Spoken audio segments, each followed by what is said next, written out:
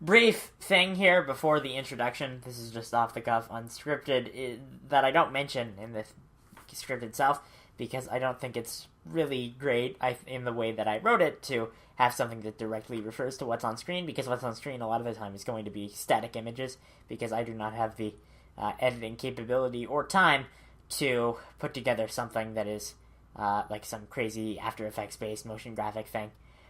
So what will be used here is a map of the world every year, every 20-year increment from 1800.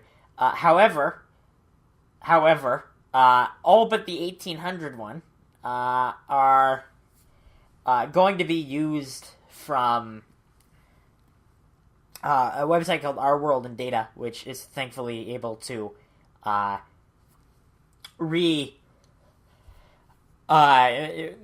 people to reuse his stuff under a Creative Commons license, which allows me to take that and use it here with proper citations and credit, because I am not making any money off of this, and this is for strictly educational purposes. So because of that, I am allowed to use that, and that saves me a lot of headache and like manually creating maps. I will have to do that for 1800 because his maps do not go back to 1800, but those maps do have a couple caveats. One, they are measuring polity score, which is a combination of not just the democracy rating, but also an autocracy rating that measures how authoritarian a state is, in addition to its over civil liberties in general, in addition to its democracy level. We do not cover that here because it is, well, I say we, it's me. I do not cover that here because that would, like, this project already took 5,000 words to write, and I would rather not have it take more than that.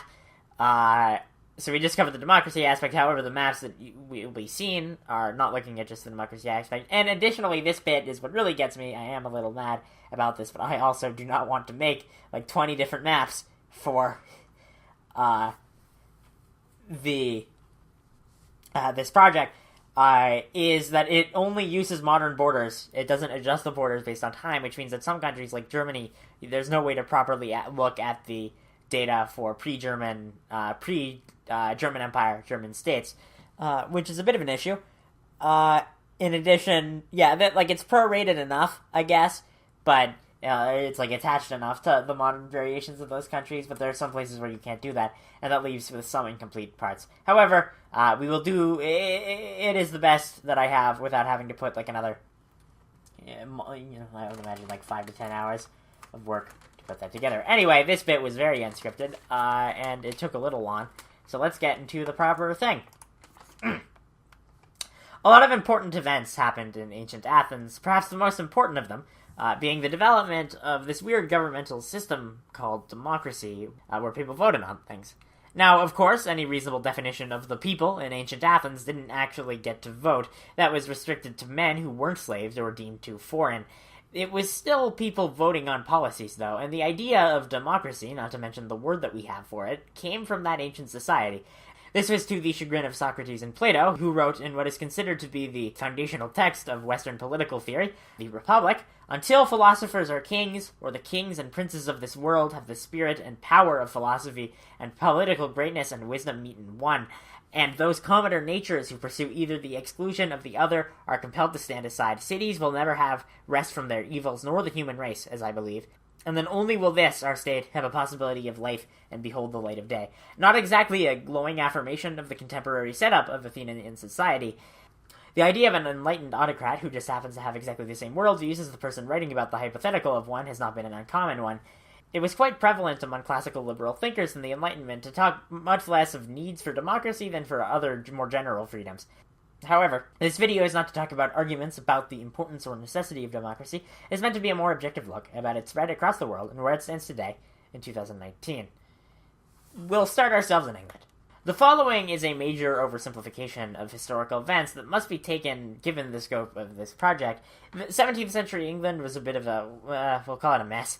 Charles I of the House Stuart took the throne in 1625. People didn't like him at all. There were various taxation attempts that got on people and Parliament's nerves more and more as time went on, until eventually a civil war happened between Parliament and the king. The king was beheaded in 1649. Oliver Cromwell of the Parliamentarians took over as the totally Republican Lord Protector of England, a position that just happened to function basically exactly the same as a king. Cromwell then died and was succeeded by his son, who wasn't really that up with the whole ruling a country thing, and abdicated after 8 months. The Republic of England collapsed, and King Charles II took power. Things were relatively stable until he died in 1685, leading his brother, James II, a Catholic, to take power. William of Orange from the Netherlands, who was of course a relative of the Stuart dynasty because all of these people were related, started the Glorious Revolution to try to deal with that whole Catholicism problem, and by the end of things he had taken control as King William III of England. In the wake of this, Parliament passed the 1689 Bill of Rights, which finally takes us off this tangent back to the topic of democracy. Bill of Rights did a lot, but most pertinent to us now are the clauses banning the king from violating the freedom of election of members to serve in Parliament, and committing and prosecuting divers worthy prelates for humbly petitioning to be excused from concerning to the said assumed power. I had to read it with that weird enunciation, okay? Like, there was no other way I was going to get through that in a singular take. This sounds a lot like some steps towards democracy. Well, England, and a couple decades later the United Kingdom, was in no modern way a democracy at this point. The right of petition was opened up to most people, and as the 18th century came and went, people petitioned like hell, bringing what was eventually actual democracy to the United Kingdom, and at least tolerate today. Transition to the 13 colonies in North America. You probably know most of what went on here to actually cause the revolution, so this will keep that short and focus on the structure of the government created afterwards. British government spends too much money on 7 Years' War, tax colonies without parliamentary representation to pay that off, colonists get mad and throw some tea in the ocean, war eventually breaks out, and 10 years later the United States get recognition from the United Kingdom. And then figures out what to do there. For the first few years of America's existence, they operated under the Articles of Confederation, which set up the country as more of a European Union-style, union of states in America. This was a bit of a mess. Congress couldn't issue any effective federal taxation, there was no useful federal currency, and different states were able to pursue their own independent foreign policies. All of this led to the Constitutional Conventions in 1787, leading to the Constitution that is still in effect today, with the addition of 17 other amendments to the original 10 in the Bill of Rights. This Constitution had varying degrees of democracy for various offices. The Senate wasn't democratically elected until much later, and the Electoral College is still an archaic mess. But it did outline a democratically elected House of Representatives in Congress, as well as democratically elected state legislatures, which still had quite a bit of constitutional power. Democratic here should have giant air quotes around it. It required you to be a white male who wasn't too poor. Northern states would quickly make it all white males, and later all males. Southern states weren't so lucky, given the whole slavery thing. Yeah, it's hard to exactly champion the United States at this time, given that a third of their country was running on a system that required owning human beings, while most of the other two-thirds were dealing with a mix of messy political machines and massive amounts of inequality. With that being said, the United States and United Kingdom were still the... Which brings us to the main feature of this presentation. Using a provided map and the Polity-4 dataset that attempts to quantify the extent of democracy in a country to talk about how democracy spread since 1800, the earliest date tracked by the dataset. And going into the post-Cold War world of today, the Polity project is in no way perfect. So much so that I made an extra short video talking about its limitations, that there should be a card that you can click on here. But for here, this is the best thing we have to work with. So let us begin. 1800. Most of the world is some form of absolute monarchy here. There's the aforementioned United Kingdom and United States. Korea has a 5 out of 10 here by virtue of the fact that the Joseon dynasty was a mess, and they didn't have the political power to actually enforce a whole lot of their monarchy, leaving local areas to figure out what they wanted to do, mostly on their own. We also have France, which isn't a democracy in 1800, despite looking as if they were on a path to a similar situation as the US. But then Robespierre and the Terror and then the coup by Napoleon, and at this point he's an emperor in all but name. Just a few more years until he is also an emperor entirely in name. France scores a 0 out of 10 on this scale in 1800, but they're the most interesting of those zeros. 1820. Fast forwarding 20 years here, the United States has opened up the franchise to more or less all white men in the North. The South is still a civil rights dumpster fire. The United Kingdom has more or less treaded water over the last 20 years. France has thrown out Napoleon, with the Bourbon Restoration giving King Louis XVIII power. He's marginally less authoritarian than his Louis predecessors, with some constitutional checks holding him in, but it's very little and not really democratic. 1 out of 10. Spain and the Netherlands are having slow and arduous turns towards constitutional monarchy and liberalism, with various revolts in the aftermath of the Napoleonic Wars. Chile has become independent, but is still very much in transition. Portugal is in the middle of a liberal revolution that will give them a constitutional monarchy for a little while. Napoleon putting the Holy Roman Empire out of its misery has also prompted some look towards constitutional developments in a place like the Kingdom of Württemberg. In general, there is moderate progress in Europe as a reaction to Napoleon, but nothing crazy yet. 1840, Simón Bolívar led wars of independence for like half of South America, with Colombia being a proper constitutional government on the way to increase democracy, at least for a time. Serbia has started to build up some degree of independence with a constitutional monarchy, something that I'm sure will cause no issues for anybody in any future conflicts. France had another revolution to get them a more constitutional monarchy for now, and Belgium is now independent from the Netherlands and is starting to build up more constitutional monarchy. However, most of Europe is just very slowly inching towards the idea of this more constitutional monarchy, with some nationalist movements gaining traction. 1860. Everything is on fire. Alright, let's be a little more clear about that. In 1848, a wave of liberal revolutions hit Europe, and while the powers that be were able to stop the initial political shifting, the seeds had been put in place for a ton of changes that would set the pre-World War I order of Europe. France had multiple changes of government in this period, switching back to republic and then back again to empire in just the time that we left them. Switzerland is now a thing after being a collection of tiny German states. It's also the first 10 out of 10 on the scale that we've run into here. Hungary tried to fight for independence from Austria and failed. However, there's still a great deal of resistance there that would eventually end in the creation of Austria-Hungary. Denmark is a constitutional monarchy now. The German states are a mess for which a proper coverage of is totally outside the scope of this video. They were a loose confederation that became an incredibly short-lived nation before Prussia burst out to start to become the unifying force for Germany under Otto von Bismarck that it became. Outside of Europe, New Zealand is now an independent country with a proper functioning democracy now. Women were given the vote in 1893, earlier than any other country on Earth. The Orange Free State is a short-lived independent republic that was formed after white Dutch settlers in Africa, known as Boers, declared independence from the UK and wore allegiance towards the government. The ultimate outcome of the Boer Wars would put this back under the control of the British Crown, but for now they're independent. In the 1850s, Ethiopia became a unified state that never got colonized other than a very brief period under fascist Italy many, many years from this. They're somewhat democratic here. Liberia began as a project of Americans to create a country back in Africa where black Americans could be more prosperous than in slavery. That ended up not exactly going swimmingly in the end in terms of wealth for people in Liberia, but for now it's a new country with a constitution largely lifted from America's. 1880.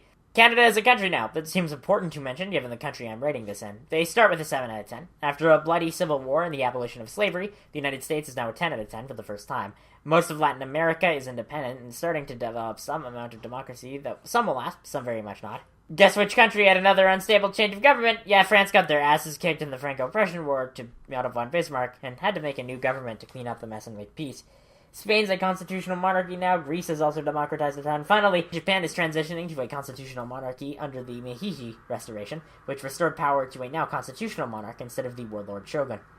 1900. Welcome to the 20th century. Enjoy your stay. It's important to note here that with the relatively high scores of many European countries, that this rating system doesn't take into account colonies and just rates them as 0 out of 10 by default. So even though the country themselves might have it a 7 out of 10, that doesn't account for the fact that the bulk of the population under their control are not part of that core country and largely just being exploited, especially now that the Berlin Conference has passed, carving up Africa. Latin America continues to evolve, with Guatemala backsliding into the Banana Republic part of their history. The largest upset of this 20-year period, France has had a stable government. The biggest development here is Germany, which is now a proper government after the Franco-Prussian War, but I neglected to mention it in the previous segment because they were very much a Greater Prussia sort of political system. Now they're a more standard constitutional monarchy for the time after the removal of Bismarck as chancellor.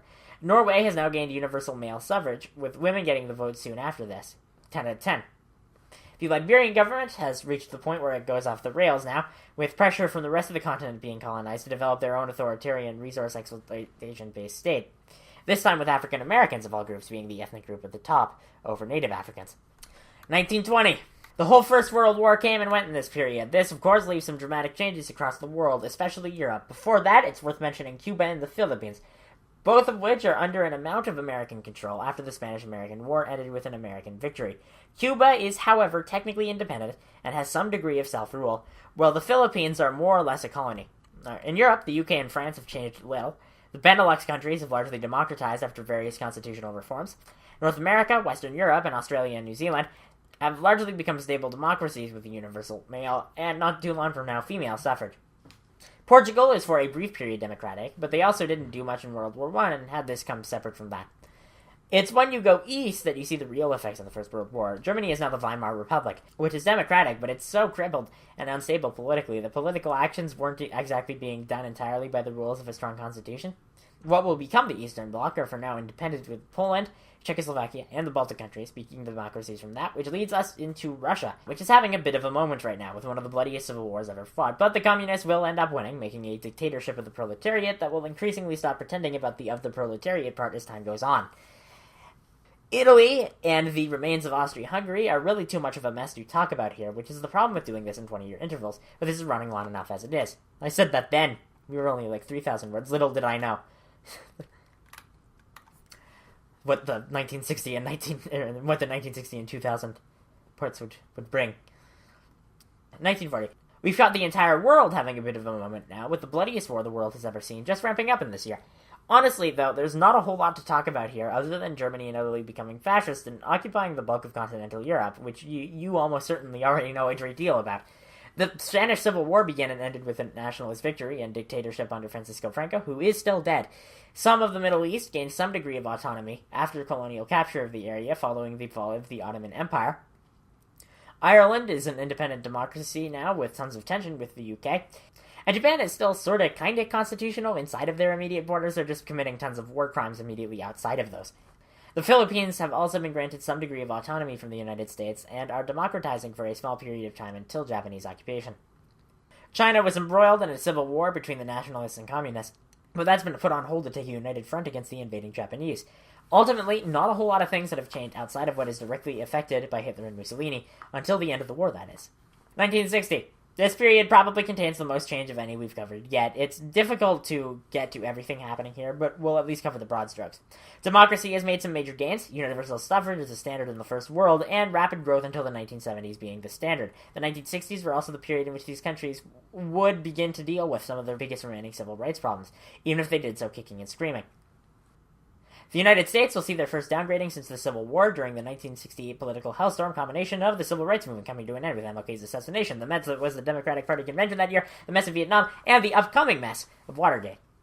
Guess what Western country is the exception to the whole being totally democratic thing, though? That's right, it's France. Decolonization by the United Kingdom after World War II was largely a slow and painful burn of diplomatic pressure, where they eventually folded, after the Suez Crisis at least, which, while it was a terribly painful boneheaded move, was not an existential threat to the existence of the British government as it stood. France, on the other hand, held on tight.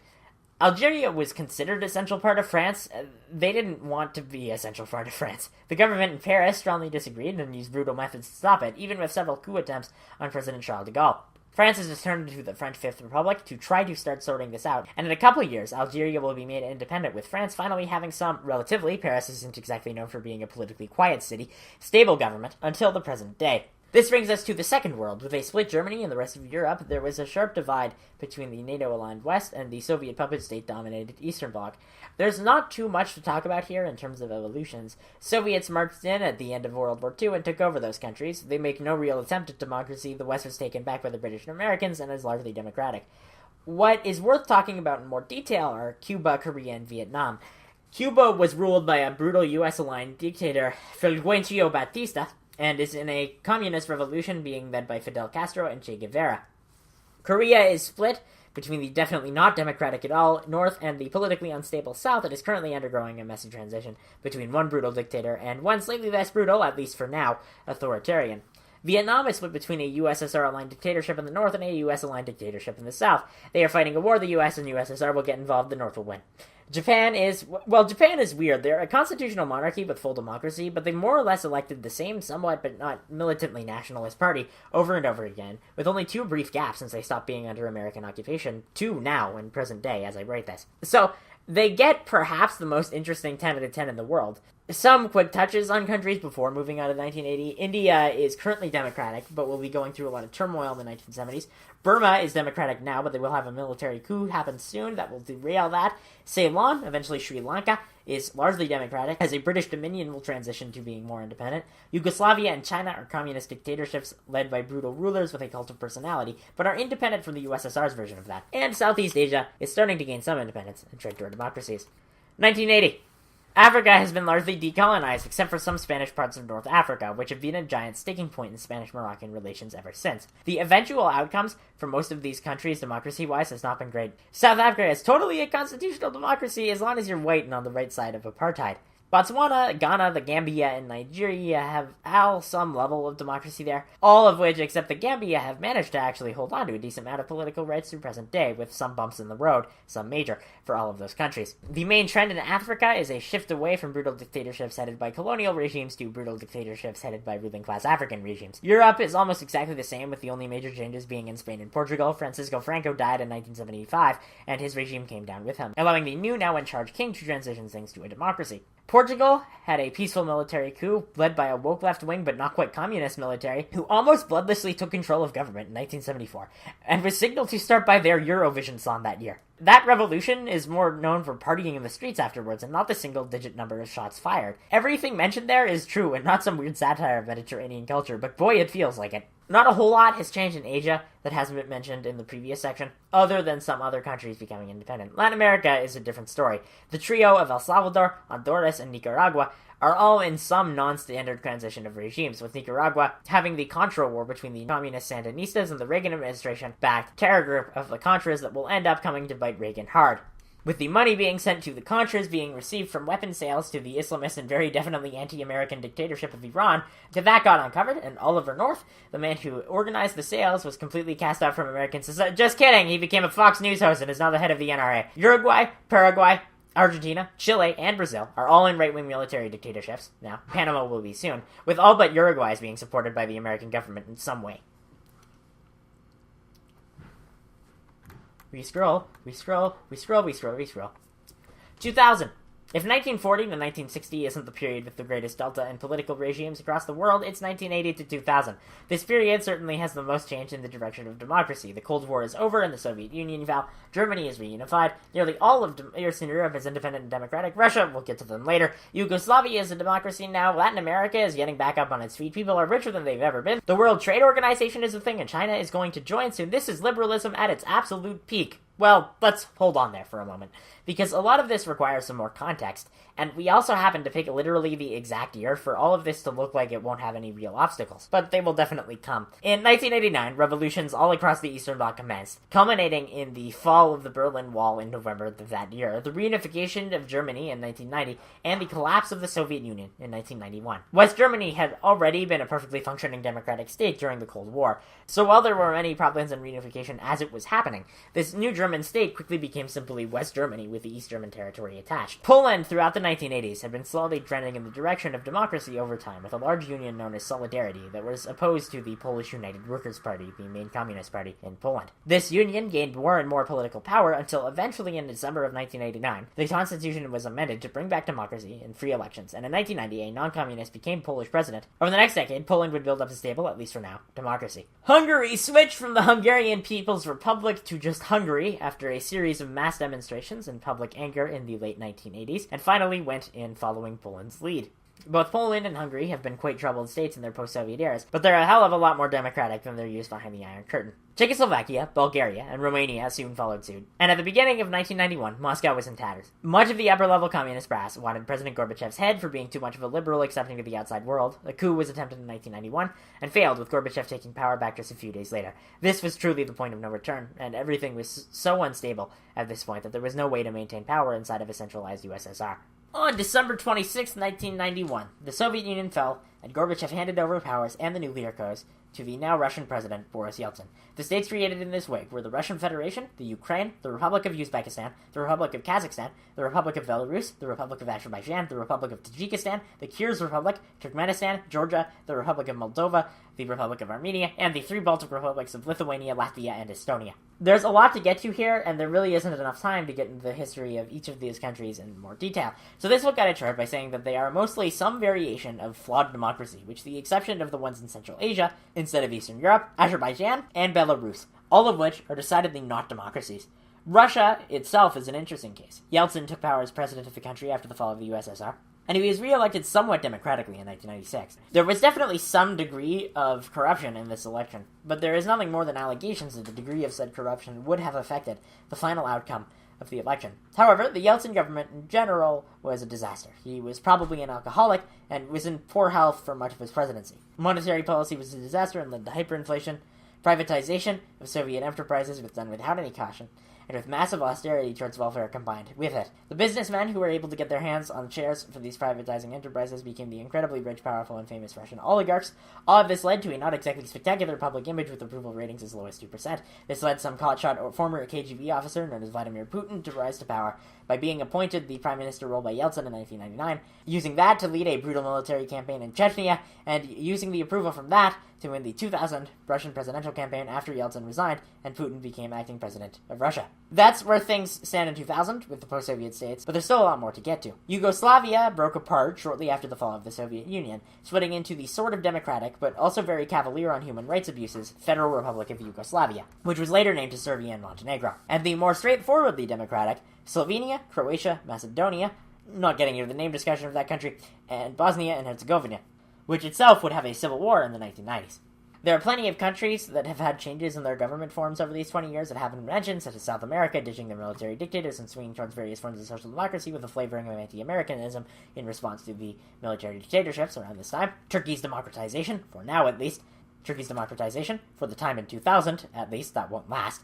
South Korea's democratization and entrance onto the world stage as a real economic force, the non-change that happened in China with the brutally crushed Tiananmen Square protests against Deng Xiaoping, and so many shifts in Africa towards and away from democracy that there really isn't enough time to get to them all. The document for this script stands at about 4,900 words as I write this. All things must come to an end, however. Conclusion. There are political events that have happened between 2000 and January 19. I'm not going to get into them. They are by and large too recent to get a lot of historical perspective on them outside of events in the early 2000s. I don't think there's a great way for me to talk about them without this just turning into a really bad political video, and this thing is too damn long anyway. Instead, this will form a brief conclusion to package together what's been learned here. This took a long time to write, and is the longest thing I've ever written, but also immensely interesting. The main takeaway is that even though many things feel like they're backsliding, and it's always popular to talk about how the present sucks, if you think democracy is a worthwhile endeavor, a lot of progress has been made on that front in the last 200 years, even if that progress has slowed since 9/11. The interwar period was a much more disastrous period on that front, and humanity did still manage to come out the other end. It's not useful to just be contented with everything around you, but it is useful to take a look at how humanity got here. And that in the big picture, things are doing alright. And we clock in at 40 minutes.